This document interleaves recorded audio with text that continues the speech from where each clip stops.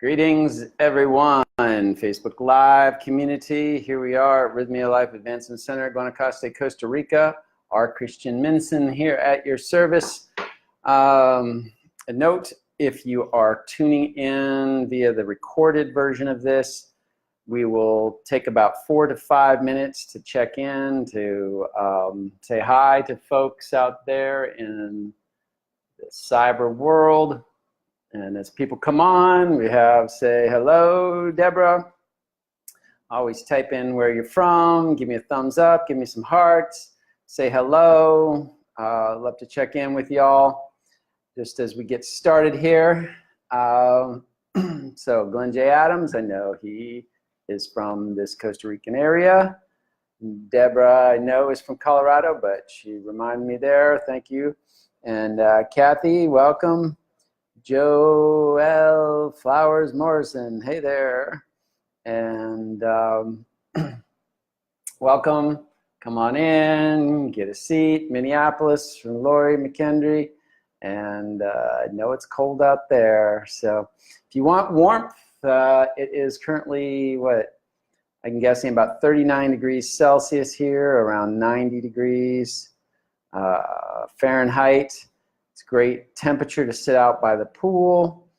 This is Friday, right after we've been Taita Juanito week. For those of you who know that, Taita Juanito is our rock star shaman who comes visits us 4 to 6 times a year. He's from the Colombian tradition. Comes from a long shamanic line. His grandfather is one of the oldest living shamans, around over 100 and still drinking medicine.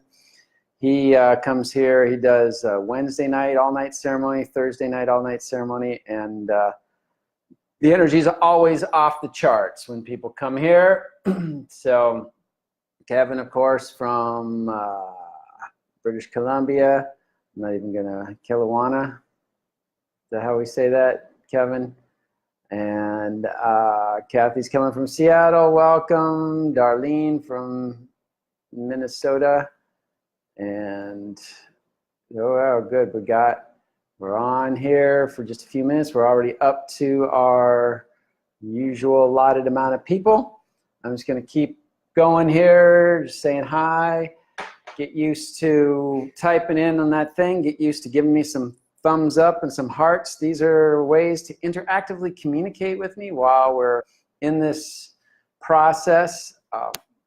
If there's something you like, give me some thumbs ups or some hearts is going to let me know to stay on that direction if I got more to say, like that, yeah. And then if you have any questions, if you want to make a comment, you just put it in the questions and comments bar right on the side. So, Gord, I booked my miracle yesterday. I'll be there from April 28th to May 5th. Excellent. See more. Can't wait to meet you too. So remember to, when you arrive, to introduce yourself. Kevin is telling me not quite how I would pronounce his city. I knew that would be that case, but I tried anyway. Give me an E for effort. Jesse from Ontario, Karen from Asheville, yay. I still want to get out there. That's on my bucket list, to visit Asheville. And good, you will for sure check in with me, let me know. And here we are, we're at 4 minutes and we got, I think we hit a record. It may be because of the topic today. So here we go officially. Welcome everyone to Rythmia Facebook Live, Breathwork Edition. I am your host every Friday, R. Christian Minson. Director of the Breathwork program here at Rythmia Life Advancement Center for the last year and almost a half. I'm a certified transformational breath facilitator, senior trainer with the Transformational Breath Foundation, speaker, author, internet coach, helping people all over the world. And the fun fact tidbit about me, I was a monk for 10 years of my life, a monk in a meditative order that focused on breathing techniques that brought us into higher dimensions of awareness. So all in all, I've got 20 plus years of experience in the realm of conscious breathing for physical, emotional, and spiritual development.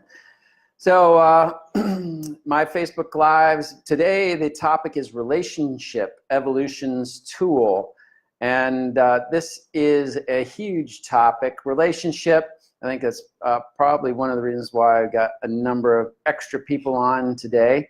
When I was thinking about this, there's so many directions you can go with regards to relationships. So in many ways, I'm just going to scratch the surface. But my perspective really comes from my spiritual background, deeply rooted, as I said, as a monk for 10 years in a meditative order. So everything that I talk about really has that root and foundation. And then, of course, with my then another 12 years of personal development work and being a coach and a breathwork trainer, really continuing to work the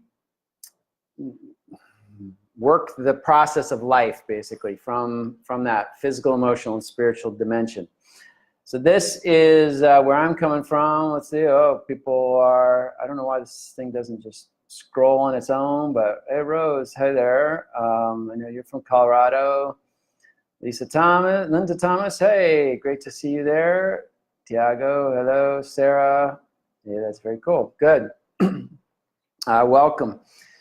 So today's topic is on Relationship Evolution's Tool, and we're talking about how relationship really fits into our path of evolution and development.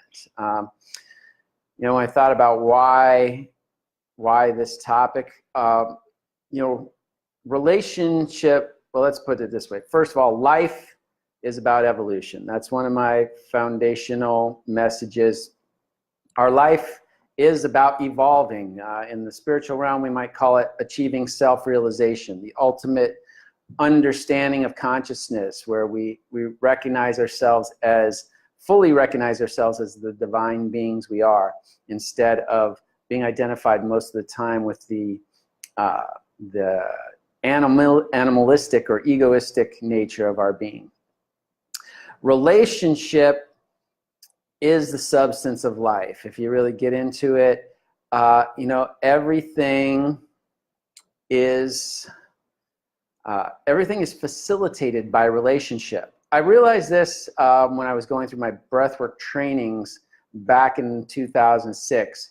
We read a little book called The Abundance Book by John Randolph Price. Some of you may have read this before, use it. It's a 40-day abundance program. It's fun to do. It's good to do. It definitely stimulates the energy of abundance. If you know anything about it, or you heard about it before, you've done it, give me some likes, give me some hearts.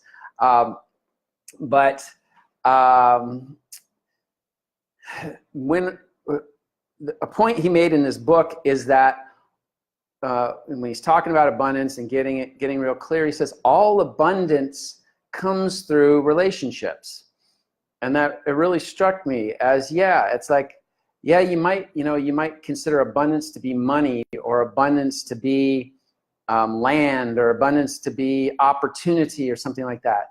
But the vehicle through which you get this money, or this land, or this opportunity, or whatever, is usually through another person, right? So a person, a relationship to others was integral in achieving an abundant state. And when I started thinking about this, I realized that really is true for everything, for life in general, that all of our lessons in life really come, if not all, extremely most of them come through relationships to other people. We are creatures of relationship. In other words, we're social creatures as human beings. We don't live in a vacuum. In fact, there was a film out there, a book first, and a film called Into the Wild. If you know this one, again, give me some likes and hearts. Into the Wild. This was the Chris McCandless story. And Chris McCandless actually was a high school buddy of mine. And his story is kind of tragic, but we went to high school together. We ran on our track and cross country teams together. But the Into the Wild story is that he got disassociated from society. He didn't really like what was going on, and he retreated into the woods. And to make a long story short, he went into the Alaska wilderness and found a bus in solitude, and he was out there trying to make a life for himself, as a solo hermit. And the tragic part of the story is that at some point, being out there a number of months, he finally realizes that his place is to go reintegrate back into society, that being with people and the experiences that held was what was most important. And so he packs up and gets ready to go, and as the story goes, the river that he crossed in the wintertime, which was really small, now is very large and uncrossable. And tragically, he wasn't able to get back, and he starved to death out there in the wilderness. And it was big sensational news back in the 1990s. And then the film came out in the 2000s. So some of you may have seen it. The point is here that, through this tragic experience, it brought to awareness that we are relational creatures. We're creatures of community, creatures of association. So let's get into the substance of this thing. Let me just check in. Crystal from Fort Pierce, Florida. Hey there. Rick Everett. Hi there. You've seen that film the other day. Huh, excellent. Yeah, great. And Steph, hi there. So now when we're talking relationship, so relationship is evolution's tool, we're talking about all relationships. Of course, intimate relationships, girlfriend, boyfriend, boyfriend, boyfriend, girlfriend, girlfriend, our primary love relationship, but this includes all relationships, family relationships, work relationships, friends. Any kind of relationship you have is really the tool for evolution to work. Our interactions with other people. And why is this? Because relationship really is a dynamic, often of reflection and projection. All right. This comes from the idea that if you buy into the fact that we're all one on some level, many people have that perception these days. We're all one. Then everything that's happening around us is really just a reflection or projection of our own inner consciousness. In other words, it's all a mirror. It's all a mirror reflecting back at yourself. Imagine that you just go out every day and everything you see is just mirroring back to you what's going on inside of you. So if you see something you don't like, it's actually telling you that there's something you don't like deep inside of you. If you see something beautiful and you're in awe by it and all that, it's because you're in touch with the beauty that's deep inside you. So it's all a mirror, and life is primarily about love. The totality, the oneness of it all is a vibration of love.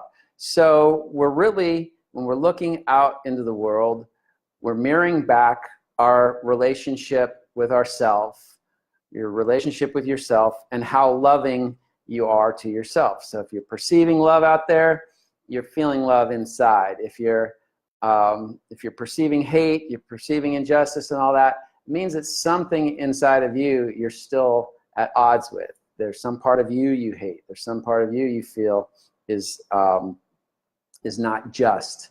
And so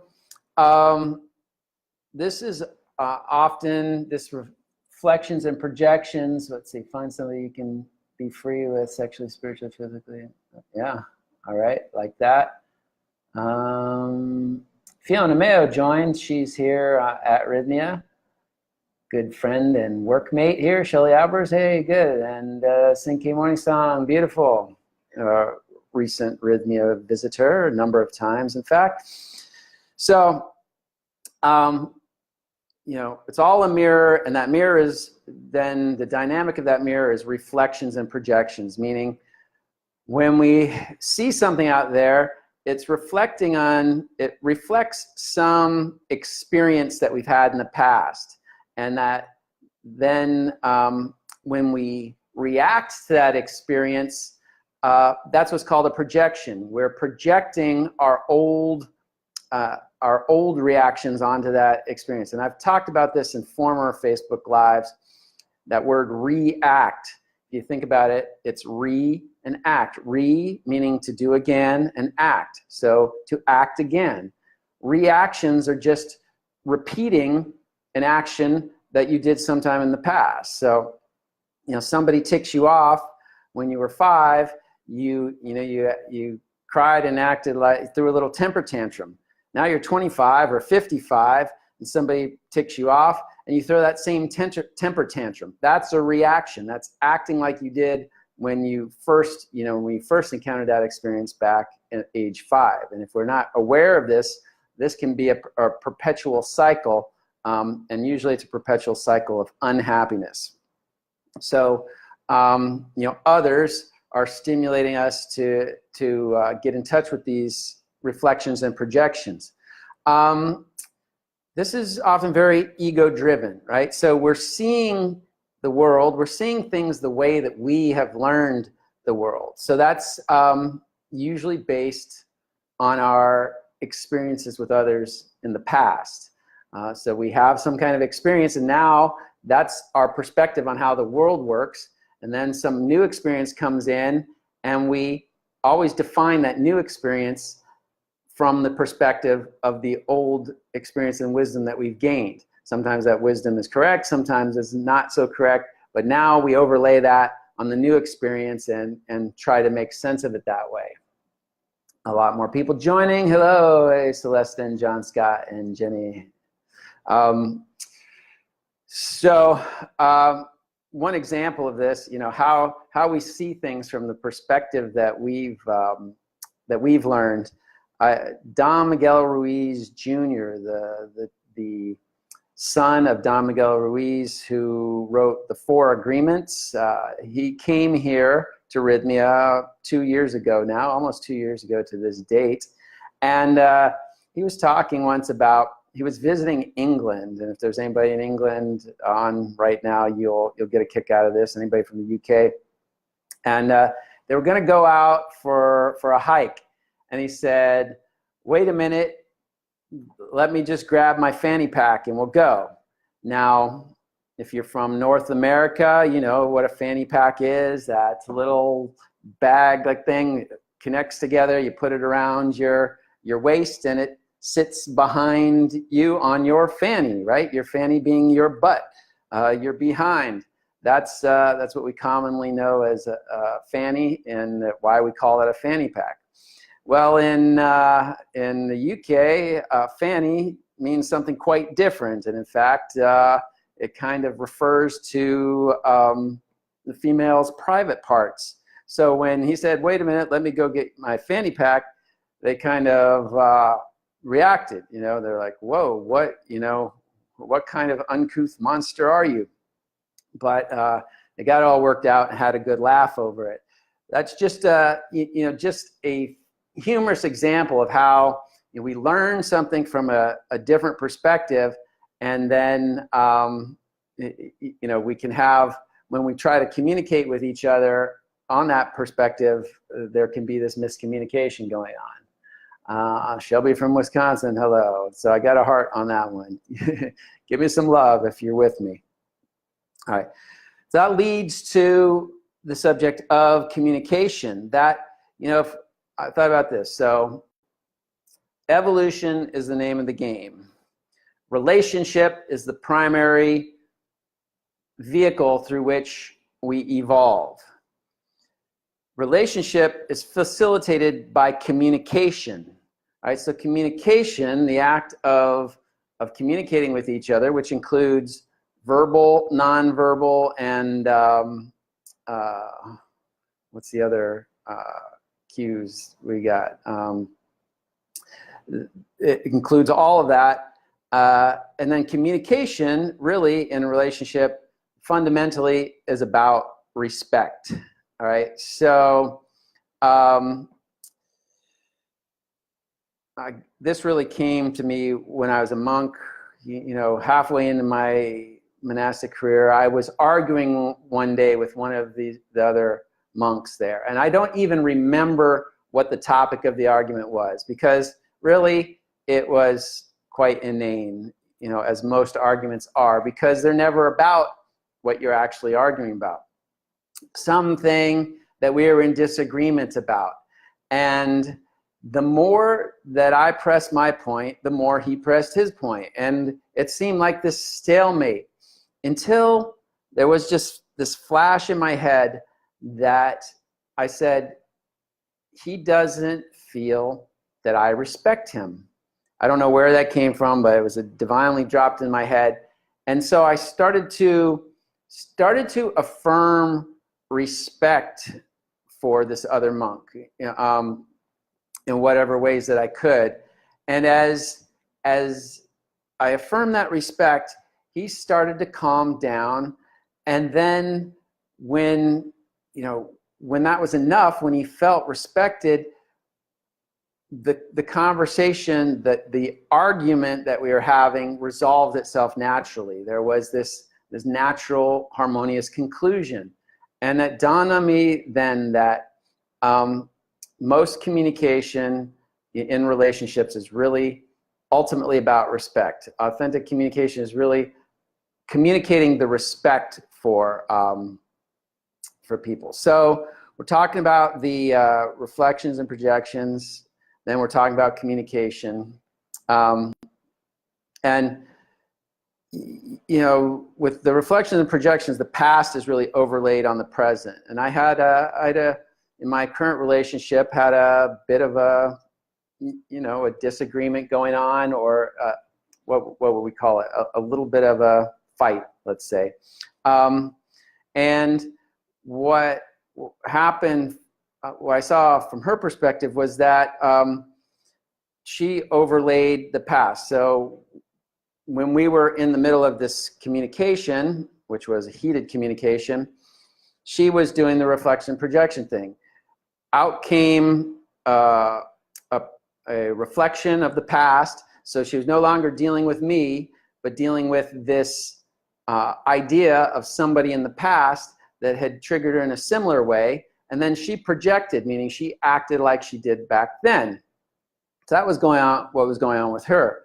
What's going on with me was I realized that my role in this was that I did not communicate respect to her. That we had made an agreement previously on how we were going to communicate with each other, and I wasn't fulfilling that agreement, essentially. So there was this lack of showing respect from my part, which is what then triggered her to that was the essential nature of the exchange, but then she brought that in, and the reflection and projection thing was going on. Neither sides were helpful in resolving that thing, but we'll get into the resolution here in a minute. Another dynamic to relationship as our evolutionary tool, and then communication being the way that we exchange in relationship, and the respect that's either shown or perceived to not be shown, is that there's a book out there called The 5 Love Languages. If you've heard of that or read that, again, give me some thumbs up, some hearts, all that kind of stuff. All right. Thongs in Oz and thongs in UK are different also. So we're talking about the different words. So it's got some thumbs up, some hearts there about the 5 love languages. Basically, this is a book that shows that people express love, at least from the book's premise, in 5 different ways. And those 5 ways are, one way, or it says in those 5 ways, we usually have a primary way that we express love. So this is like when I'm saying I love you, it's not just, some people may say I love you. This is what we call words of affirmation. That's one language. Somebody may come up and give you a big hug or caress. This is physical touch. This is another way to say I love you. Some other person might do something for you, like clean your house or fix your window or something like that. This is what's called acts of service. This is a way that another person might be expressing I love you, right? Then there's quality time, where somebody might express I love you by just spending significant time together, alone time, time for intimate exchange. And then the final love language, maybe you come home and you brought flowers, or you brought a new iPhone or something like that, right? It's gift giving. Gift giving is the fifth language on how you express love. So Don Miguel Ruiz, as I recall, yes, that's who I was talking about earlier. So the 5 love languages again: physical touch, words of affirmation, acts of service, quality time, and gift giving. So imagine that, these 5 languages are essentially saying the same thing. We said I love you in 5 different ways in my examples, but imagine 2 people get together, and let's say one person's language is gift giving, and the other person's language is acts of service, right? So, or let's say words of affirmation. So gift giving and words of affirmation. Every night, the guy comes home and he's got a new gift for his girlfriend or his wife, right? And he gives that gift, and he's all happy. This is my expression of love. Here you go. He's not saying all this, but gives the gift and is expecting, that this is an act of love, that this is an expression of I love you. Meanwhile, the girlfriend or the wife is sitting there, gets this gift, and is like, this is nice, but she's waiting for these words of affirmation. And he's not giving because his language is gift giving. So the gift is given, but she doesn't speak that language. It's like speaking French and English. You communicate I love you in French, and if you speak English, you're like, you don't understand, right? So you're not getting the love language. You're not hearing the message I love you through this gift. You're waiting for words of affirmation. You're so beautiful. I love you. I care about you so deeply. My life would be nothing without you. She's waiting for this. Meanwhile, she's trying to express love back to him with these kind of words, and he's waiting for gifts. He's waiting for her to show through some trinket or some bigger thing that she loves him. Both are expressing love, as you can see, but in their own language. And where the 2 meet is that they're unable to translate those languages. So this is a big factor in relationships going a little awry, because message sent isn't necessarily the same as message received, and we really have to learn to speak similar languages. Let's see, Rick, I'm having trouble with my missus at the moment. I am shown no respect, even though I show love and respect back. I feel I have to leave, but she's pregnant and I want to look after her, but it's harming me being around her. Yeah, it's a huge deal.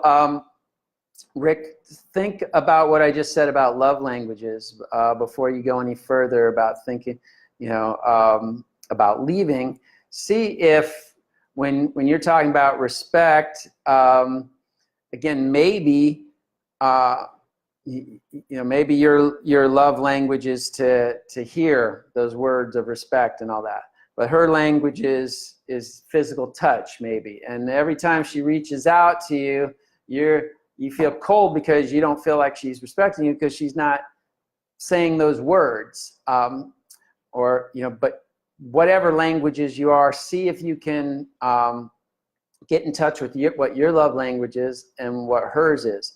In fact, it's a great exercise and one that can bring a relationship closer together, to sit down and say, these are the 5 love languages, which, order them for yourself, which is most important, which is second and third and fourth, and then get your partner to do the same, and then discuss it. Try to give them love in their top language, and see if they can give you love in your top language. That can often help a relationship really find a solid foundation.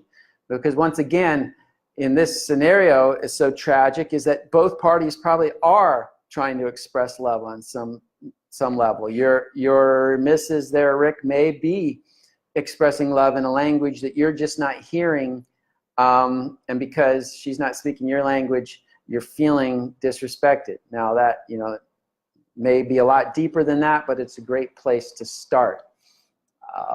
Let's see. I remember when acid math used to be cool. Okay, here we go.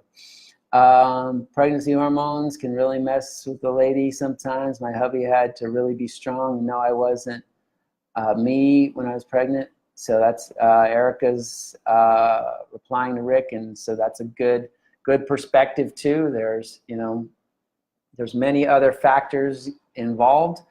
Shelby, my father usually gives me a flower and a couple of chocolates, and I want him to say, I love you. I didn't realize he's actually saying I love you in his language. Shelby, that's beautiful. So that can be a real healing moment when you realize, I've been wanting you to say I love you. I've just been wanting you to say I love you.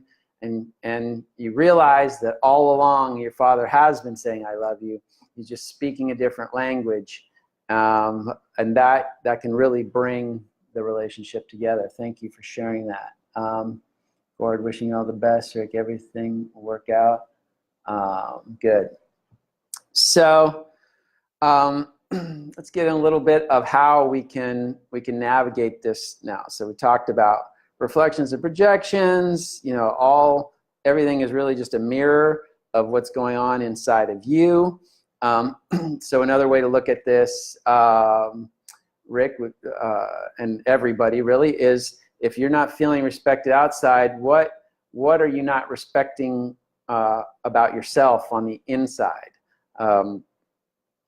So this really dovetails into how do we start working this program to help our relationships become better, and so that in order to evolve, really, when our relationships can become better, they're really a reflection of ourselves becoming better, and when ourself becomes better, that's an indication that we're ready to evolve. And so that's the first thing, is really to recognize that it's all an inner game, that everything going on out there is really a reflection on the inside. And so one great tool that we use to do this is introspection. Now, introspection means reviewing the events of the day, ideally reviewing them by writing them down, but if you have to, just reviewing them in your head. I've done a Facebook Live before called the 5 habits of highly spiritual people, introspection being one of them. So this was one of the daily habits that we would do in the monastic order, is sit at the end of the day and introspect, write, my good tendencies against my bad tendencies, went to war on the battlefield of my consciousness today. Which one won? And we would go through and see, was I reactive today? Was I sneaky? Did I, do what I said I was going to do? Did I make goals for myself, and did I achieve them? And if I didn't, what excuses did I make for myself? And how did my laziness or whatever infiltrate in? So, the introspection is really getting in touch with what's going on inside you. So you're looking at your relationships, and you're asking these same things. What went on today? Where did I reflect and project on somebody, and how did that affect the dynamic of the relationship? Where did I forget that I was actually looking at a mirror and and blame somebody else for what was going on inside me? Where was my communication poor? Where did I express or not express respect? Was I using these love languages? Which love language is mine? And which love language can I perceive was coming from another person? And did I really receive their message, or did I think that they weren't expressing love because it wasn't in my language? So all this is part of introspection. We're analyzing this dispassionately, and once we kind of get the lay of the land, then we can make a plan for how to act better the next day, right? I'm going to be a little more vigilant. When somebody expresses something to me, I'm going to first check in. Is this a different love language than I'm used to speaking? When I communicate, I'm going to first say, how can I best communicate respect before I try to win the point or win the argument, right? So these are some of the things. Let's check in, Rick. It's been like this before pregnancy, but we'll try a different language. Before I do make a decision. Thank you, guys. Yeah. It's worth trying every angle that you can before making that decision to leave, but sometimes that may be the best decision too. We're rooting for you, my friend. On a more positive note, congratulations on your little one. Good. Thanks, Gord and Rick. Yes, Gord and Gord. Much love. Good. Tools. Now, there's some tools that we can use to help enhance our relationships, and one is apologies. Apologies are a powerful tool, and when I talk about apologies, this works whether you feel you are at fault or not.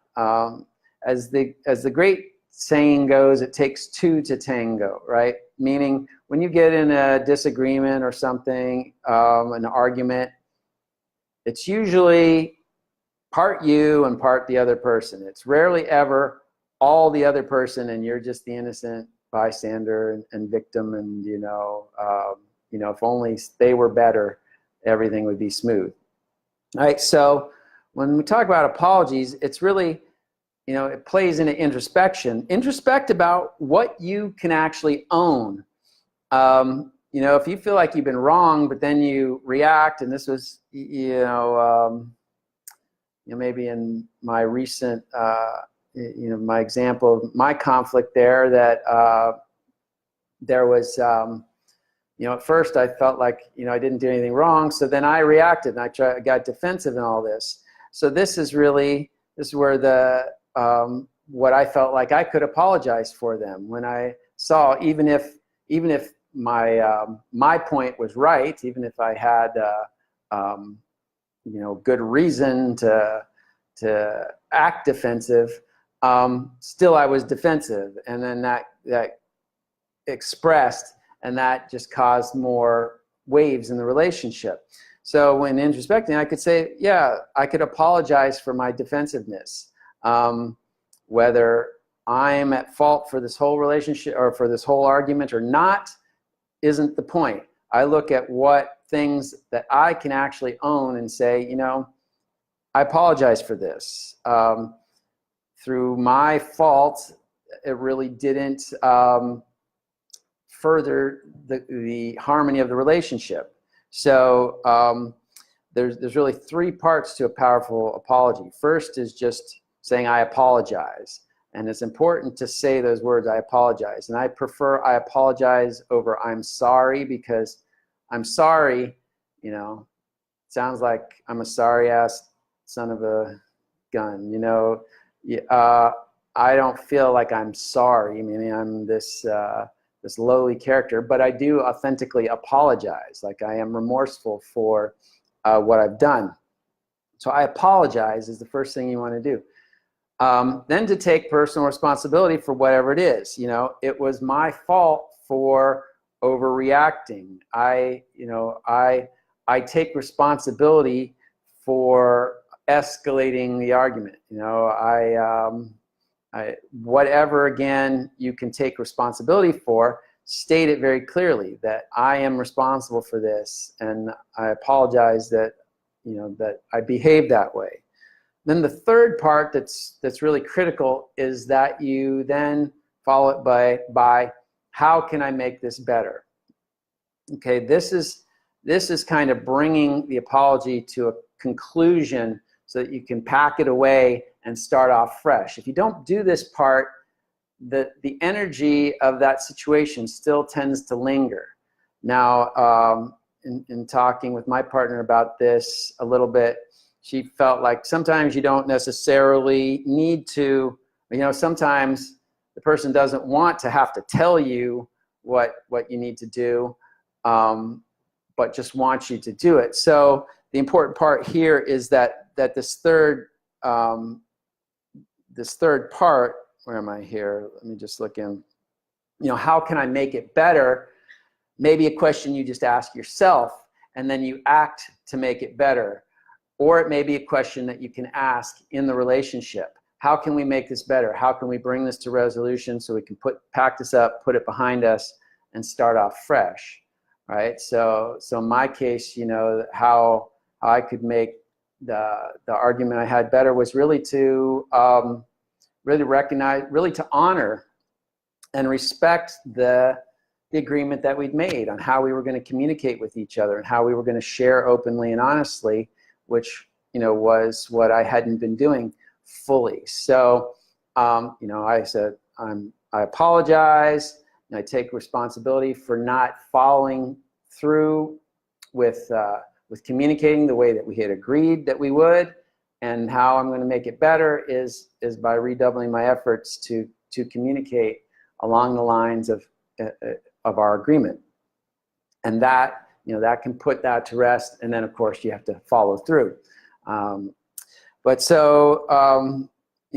Introspection is a way to help you get in alignment with improving those relationships, using the tools of an apology, and then learning. We were talking about love languages, so really learning a new language, ideally learning all 5 of those love languages. It's like being, quintilingual, knowing how to speak 5 languages. Imagine how in the flow you could be with each person you meet when you recognize how they speak, how they express love, and then you can align with that, and how harmonious things could be, because there is no sense of, is this person really respecting me? Is this person really love me? Because they're not sure, because you're not speaking their language. So some other things that you might consider, how we can evolve our relationships to ultimately evolve ourselves. Breath work is always a fundamental tool. Breathwork's a tool because in the breathwork process, it often stimulates the consciousness in an introspective way. So if there is something discordant in your consciousness, like you've done something wasn't fully right, but you're not sure exactly how to understand it, through the process of breathwork, that information tends to bubble up and becomes very vividly clear. So breathwork can help stimulate that introspection. It's also a process of helping you release and integrate any discordant emotions in you. So if you're feeling anger, you're feeling jealousy, or just whatever negative things that you're tending to project onto your current situation, it can start to clear out all that old garbage so that you have less projection to be able to do, less energy in that projection. Then ultimately through continuing to breathe and bringing new life force energy in, is bringing new energy in, so it stimulates your creativity and your enthusiasm for taking a new direction, for helping you to be a better person. Checking in, more of that, good. And then Rythmia, as we're here at Rythmia, Rythmia programs like this are, but I know of no other program that is as powerful as Rythmia's for really giving you a week of intensive soul cleaning, so to speak. Physical, emotional, and spiritual cleaning. You get in here, you work the programs with the breath work, which I just enumerated the benefits, and plant medicine, as well as all the classes and the wisdom and the direction that you get here. This really is about the best soul wash that you can get for getting you back onto a powerful path that then you can apply to your relationships, your communication within your relationships, and the necessity for remembering to respect each other in that communication and in those relationships. So with that, I'm coming to the end. Let's see, and Linda's saying, communication, honesty, trust, respect, and two people who really want it to work. Now I think we should start a Rythmia alumni dating app. Those of us who have experienced plant medicine really speak another language. Laugh aloud. Well, that's great, Linda, and you may be predicting the future here, because Rythmia is coming out with a dating app here in the not too distant future, when all the bugs and kinks all get worked out.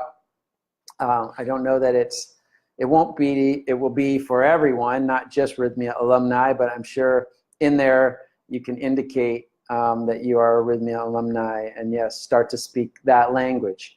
There you go again. You know, there's a new language. Once you've been here, you have such a deep soul experience that the way that you relate doesn't always translate to people who haven't had this experience. People who haven't had this experience might think you're a little weird, or that you know, a little off your rocker. But those who've had this experience meet you right away, and you can go deep. And so that's just another example of continuously tuning in. You know, they say, I'm always amazed at how the human species has actually survived, because you know, we look around and we think we're all the same because we all look relatively the same. We all look like humans. But as many people as there are, there's that many perceptions of reality. So each person you're coming in contact with has a completely different perception of reality. It's almost like there's 7 billion different languages spoken out there. And so the real trick is to tune in with that language, and learn to tune into that language, and learn to communicate with that other person. But the inner trick to that is learn to communicate with yourself. Become resolved within yourself, as Gandhi would say. Be the change you want to see in the world, as my spiritual master Yogananda would say. Change yourself and you'll change thousands. So it's really indicating back again that the more inner work you do, the more you can learn to love yourself, the more all of a sudden you see that the world loves you. The more comfortable and secure you are in yourself, all of a sudden the less threatening the world seems to be. It's all a reflection on how you're doing, how you're doing internally with your own self. And again, this is where the Rythmia program really comes in handy, because we're really learning to deal with ourselves. The first thing we do is show me who I become. Then we want to merge back with our soul to get in touch with the authentic self we are, and then heal your heart to really be able to, once again, compassionately relate, not only with yourself, but with others out there. And Erica, I started my Rythmia savings jar, so excited to get there. Excellent, and that's a perfect way to do it too. I know it is an investment to get out here to Rythmia for many people, and I've seen it time and time again through stories people tell here. When you make the intention to come, and you physically start saving or doing something to get you here, even if you don't have the means yet, energy starts to happen. And I wouldn't be surprised, Erica, if even though your plan is to put your pennies away, to do whatever, that all of a sudden money doesn't come out of the woodwork.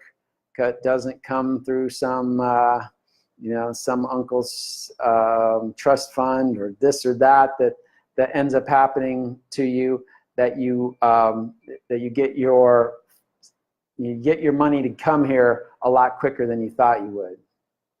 So yeah, if you have any other questions, go ahead and ask them at this time. Getting close to the end.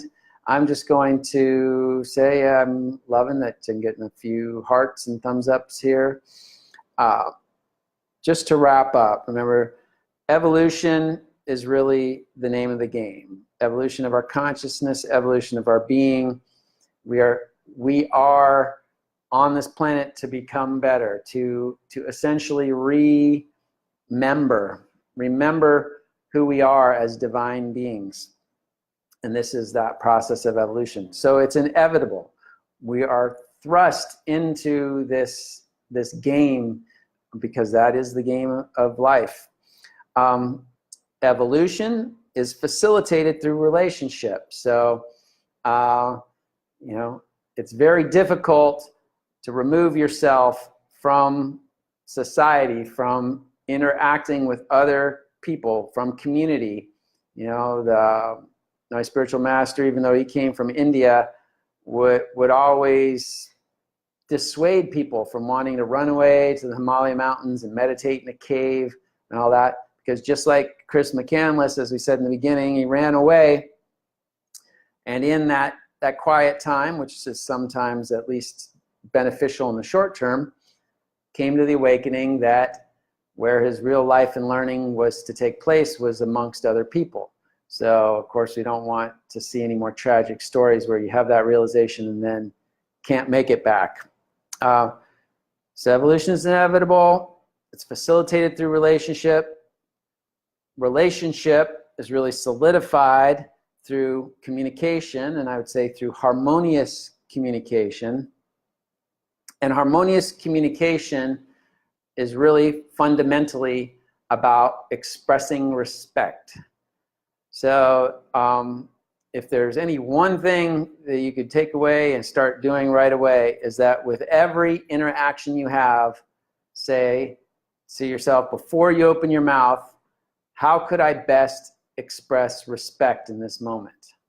How could I best express respect in this next sentence? How could I best express respect with my next action? If you ask that before every word, every sentence, or every action that you did towards some other person, my prediction is your relationships would improve exponentially. So with that, let's see, we got a few more comments, scores, and oh, hey, my mom joined. Hi there, Mama. And Erica, Christy, Johnny Fast, hi. Siddha joined just in time for me to go. Mary Iris joined. Hey, Mary, again. And Shelby is saying, thank you for doing this. I learned a lot of new things. And that always makes me happy. That's, of course, the point of these Facebook Lives, to give you some new information to chew on, get to know me, get to know Rythmia a little bit, the vibe through which we are running this program here, and the people behind it. So with that, I'm going to sign off, but I invite you, if you liked what I had to say, if you liked me, more than happy to receive a friend request from you on Facebook, and we can continue the conversation. Just always, I ask, if you're going to friend request me, that you include a message. If you don't include a message, it's likely I will not get to accepting that friend request, because I like to know who you are. And even if you've been to Rythmia before and you send me a friend request, send me a message if I haven't answered that in a while, and just remind me of the relationship, because I meet thousands of people through the course of the year here, and sometimes it takes me a moment to recall, but if you just give me that connection, it comes back instantly, and I'd be more than happy to be your friends then. So with that, thank you all for joining on. I hope for most of you it was as enlightening as it was for Shelby there. And until next time, I say to you, namaste from Rythmia Life Advancement Center in Guanacaste, Costa Rica. R. Christian Minson signing off.